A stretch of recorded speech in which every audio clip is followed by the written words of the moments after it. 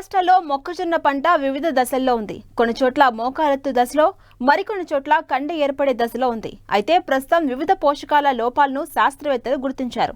ముఖ్యంగా అన్ని ప్రాంతాల్లోనూ జింకు లోపం సమస్య కనబడుతోంది. దీని సవరణకు చేపట్టాల్సిన చర్యల గురించి రైతులకు తెలియజేస్తున్నారు శాస్త్రవేత్త డాక్టర్ రామ్ ప్రసాద్.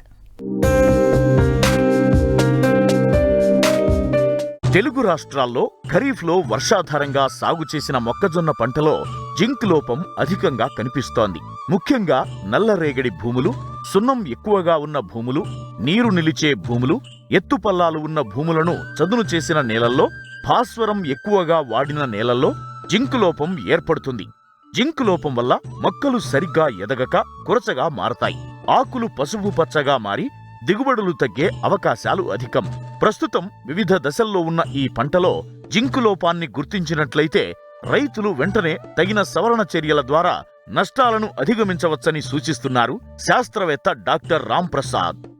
మొక్క పైభాగం నుంచి 3వ లేదా 4వ ఆకులో మనకి ఎక్కువగా లోప లక్షణాలు అనేవి గమనిస్తాం జరుగుతూ ఉంటుందండి.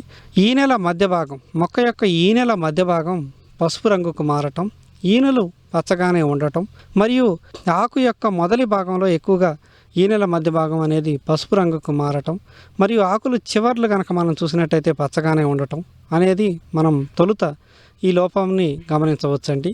తర్వాత ఎప్పుడైతే ఈ జింకు లోప ఉధృతి ఎక్కువగా ఉంటుందో అప్పుడు కనుక మనం చూసినట్టయితే లేత ఆకుల్లో ఈ లోపం అనేది స్పష్టంగా గమనించవచ్చండి. తెల్లగా మారిపోవటం జరుగుతూ ఉంటుందండి. దీన్నే మనం ఈ జింకు లోపాన్ని మొక్కజొన్నలో తెల్ల మొగ్గ అని అంటామండి. ఎప్పుడైతే ఈ లోపం గమనించినప్పుడు వెంటనే రైతులు ఈ సంవత్సరం ఈ పొలాల్లో కనుక లోప లక్షణాలు గమనించినట్టయితే వచ్చే సంవత్సరం ఖచ్చితంగా ప్రతి రైతు కూడా ఎకరానికి 20 కేజీల జింక్ సల్ఫేట్ను దుక్కిలోనే వేసుకోవాల్సినటువంటి అవసరం ఉందండి. ప్రస్తుతం వేసినటువంటి పంటల్లో కనుక ఈ జింకు లోపాలను కనుక మనం గమనించినట్టయితే లీటర్ నీటికి 2 గ్రాముల జింకు సల్ఫేట్ను కలుపుకుని పంటపై వారం వ్యవధిలో 2 సార్లు కనుక పిచికారీ చేసుకున్నట్టయితే ఈ జింకు లోపాన్ని సమర్థవంతంగా నివారించుకుని ఆశించిన అధిక దిగుబడులు సాధించేందుకు ఆస్కారం ఉందండి.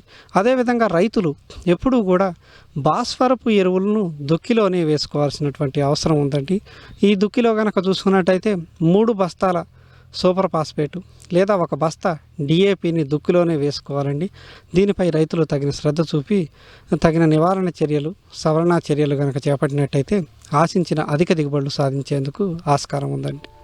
మిగతా పంటలతో పోలిస్తే మొక్కజొన్నకు అధిక మొత్తంలో ఎరువులు అవసరం. ముఖ్యంగా భూమి నుండి ఎక్కువ పోషకాలను తీసుకుంటుంది. కాబట్టి రైతులు భూసార పరీక్షల ఆధారంగా సిఫార్సు చేసిన మోతాదులో సూటి ఎరువులను వేసుకోవాలి. అంతేకాకుండా ఏళ్ల తరబడి ఒకే పంటను సాగు చేసే రైతులు పంట మార్పిడి చేపడితే సూక్ష్మలోపాల సమస్యలను సులభంగా అధిగమించవచ్చు.